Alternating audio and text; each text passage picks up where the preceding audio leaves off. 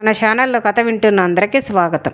మన ఛానల్లో కథ వింటున్న వారు తప్పకుండా సబ్స్క్రైబ్ చేసి లైక్ చేసి షేర్ చేస్తారని ఆశిస్తూ ఈరోజు కథలోకి వెళ్ళిపోదాం. ఈరోజు మనం చెప్పుకోబో కథ ఏమిటంటే త్రిశంకు స్వర్గం.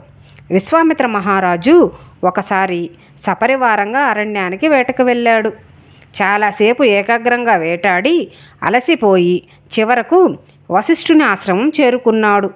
మహర్షి ఆయనకు ఘనంగా స్వాగతము చెప్పి అతిథి సత్కారాలు చేశాడు. విశ్వామిత్రుడు కొంతసేపు సేద తీరాక, మహారాజా, మీరు మీ పరివారము బాగా అలసిపోయినట్టున్నారు, త్వరగా స్నానాలు కానివ్వండి, భోజనం చేద్దురు గాని అని అన్నాడు వశిష్ఠుడు. మహారాజు ఆయన సేవకుల స్నానాలు పూర్తి చేసి వచ్చేసరికి రకరకాల పిండి వంటలతో విందు సిద్ధంగా ఉంది. స్వల్ప వ్యవధిలో ఇన్ని వంటకాలు ఈ మహర్షి ఎలా తయారు చేయించాడా అని విశ్వామిత్రుడు విస్తుపోయాడు. రుచికరమైన ఆ విందు భోజనం పూర్తయ్యే సమయానికి రాజుగారికి విస్మయం మరింత పెరిగిపోయింది. తరువాత వశిష్ఠుడి దగ్గరకు వెళ్ళి, స్వామి, షడ్రసోపేతమైన ఇంత కమ్మటి విందు ఇంత తక్కువ సమయంలో ఎలా తయారు చేయించారు అని అడిగాడు. తాపసి చిరునవ్వు నవ్వి తన ఆశ్రమంలోని నందిని అనే కామధేనువు తాను కోరినవన్నీ ఇస్తుందని చెప్పాడు. విశ్వామిత్రుడికి పేరాశ కలిగింది. ఆ కామధేనువును తాను సొంతం చేసుకోవాలనుకున్నాడు. విరాగి, నీ కామధేనువును నాకివ్వు, బదులుగా నీకు శ్రేష్టమైన 1,000 పాడి ఆవులనిస్తాను అని అన్నాడు విశ్వామిత్రుడు. వశిష్ఠుడు రాజుగారి కోరికను మృదువుగా తోసిపుచ్చాడు. విశ్వామిత్రుడికి కోపం వచ్చింది. రాజ్యంలోని సమస్త వస్తువులు, సకల సంపదలు మహారాజుకే చెందుతాయి, రాజే అన్నిటికి అధిపతి అని అన్నాడు. వశిష్ఠుడు ఆ మాటను కూడా లెక్క చేయలేదు. దానితో విశ్వామిత్రుడు మండిపడి కళ్ళెర చేసి బలవంతంగా నందినిని తీసుకుని వెళ్ళబోయాడు.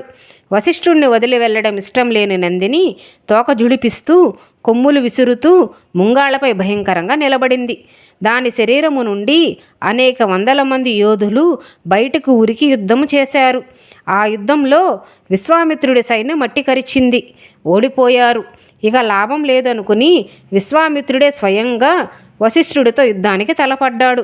విశ్వామిత్రుడు గుప్పించిన బాణాలన్నీ వశిష్ఠుడిని చేరగానే పరిమళ పుష్పాలుగా మారిపోయాయి. మహర్షి తపశ్శక్తి ముందు మహారాజ శౌర్యం, అధికారం, అంగబలం, ఆయుధబలం అన్నీ నిష్ప్రయోజనమయ్యాయి. విశ్వామిత్రుడు పూర్తిగా పరాజితుడై భిన్నుడై రాజనగరుకు తిరిగి వెళ్ళిపోయాడు. అయితే అప్పటి నుండి ఆయనలో వశిష్ఠుడి మీద ద్వేషం పెరుగుతూనే ఉంది, కానీ లేశమైన తగ్గలేదు. ప్రతీకారం కోసం చెయ్యని ఆలోచన, అన్వేషించిన మార్గాలు లేవు. రాజు కన్నా, రాజ్యాధికారం కన్నా తపశ్శక్తి గొప్పదని, తాపసులు దైవ సమానులని మహర్షులు తలుచుకుంటే ఈ పృథ్వీ మీద సాధ్యం కానిదేదీ లేదని విశ్వామిత్రుడు తెలుసుకున్నాడు. రాజ్యాన్ని బంధువులకు అప్పగించి అరణ్యాలకు వెళ్ళి ఆశ్రమాన్ని నిర్మించుకుని దీక్షతో తపస్సు చేయడం ప్రారంభించాడు. నిశ్చల ధ్యానంతో మహాజ్ఞానాన్ని, అద్భుత శక్తుల్ని సంపాదించాడు. తపశ్శక్తి పెరుగుతున్న కొద్దీ వశిష్ఠుడి మీద పగ, ప్రతీకారం కూడా పెరుగుతూనే ఉన్నాయి. ఇద్దరి మధ్య అగాధం ఎక్కువయింది. సూర్యవంశానికి చెందిన త్రిశంకు మహారాజు శరీరంతోనే స్వర్గాన్ని చేరాలనుకుని వశిష్ఠుడిని ఆశ్రయించాడు. అది సాధ్యం కాదని మహర్షి చెప్పాడు. ఈ విషయం విశ్వామిత్రుడికి తెలిసి శరీరముతోనే స్వర్గం చేరుస్తానని రాజుకు హామీ ఇచ్చాడు.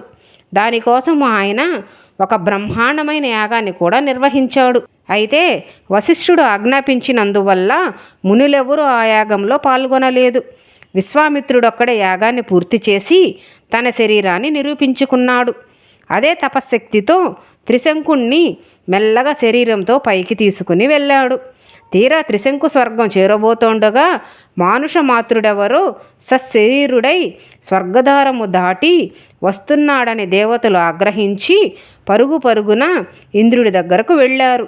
ఇంద్రుడు జరిగినదంతా తెలుసుకొని కోపగించి త్రిశంకుణ్ణి కిందకు ఒక్క తోపు తోయగా అతడు తలక్రిందులుగా నేల మీదకి వచ్చి పడుతూ విశ్వామిత్ర రక్షించు అని బిగ్గరగా ఆర్తనాదాలు చేశాడు. విశ్వామిత్రుడు ఆ కేకలు విని ఆకాశము నుంచి కిందకి తలక్రిందులుగా వస్తున్న త్రిశంకుణ్ణి మంత్రశక్తితో అలాగే నిలిపి ఉంచి అతడి కోసం మరో స్వర్గాన్ని సృష్టించాడు. కొత్తగా నెలకొల్పిన స్వర్గము కోసము విశ్వామిత్రుడు మరో ఇంద్రుణ్ణి, దేవతలను సృష్టించబోయాడు. దేవతలు భయపడిపోయి సమాంతర దేవతలను సృష్టించవద్దని విశ్వామిత్రుడిని అర్థించవలసినదిగా ఇంద్రుణ్ణి కోరారు. ఇంద్రుడు విశ్వామిత్రుడి దగ్గరకు వెళ్ళి త్రిశంకుడికి తన స్వర్గంలోనే స్థానం కల్పిస్తానని మాట ఇచ్చిన మీదట విశ్వామిత్రుడు ఆ ప్రయత్నం విరమించుకున్నాడు. ఇంద్రుడు తక్షణమే బంగారు విమానాన్ని తీసుకుని వచ్చి త్రిశంకుడిని స్వర్గానికి తీసుకుని వెళ్ళాడు. ఈరోజు కథ విన్నారు కదా. రేపు ఇంకొక మంచి కథతో మళ్ళీ కలుద్దాం.